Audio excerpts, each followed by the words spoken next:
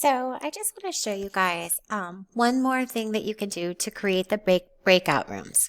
Once you have enabled that onto your meeting, you'll see at the bottom now there's this little square. I made it 4 smaller squares. Click on breakout rooms and you can click automatically, and that will just automatically put participants into random meeting rooms, or if you'd already put them in groups before you created this meeting, it will put them in those pre-made groups. The other option is manually, so you would click that.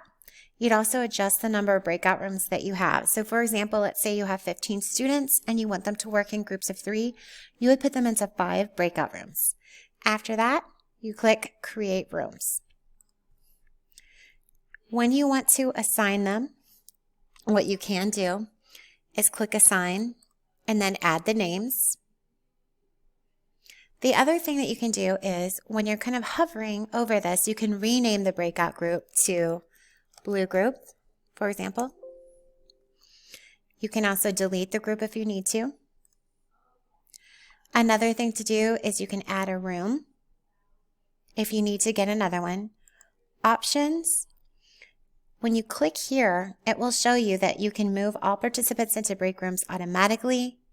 You can also give this option, which I like, because then the kids can come back and ask you a question that says, allow participants to return to the main session at any time. Break rooms close automatically after. You can adjust this. So maybe you can adjust this. Maybe you want kids to work in their breakout rooms for 10 minutes. You'll adjust that to 10 minutes. Notify me when the time is up.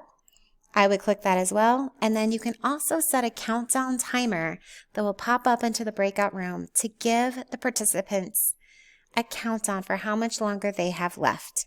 So you can set the countdown timer to 60 seconds, 2 minutes, 30 seconds, 15, 10, and you're good to go.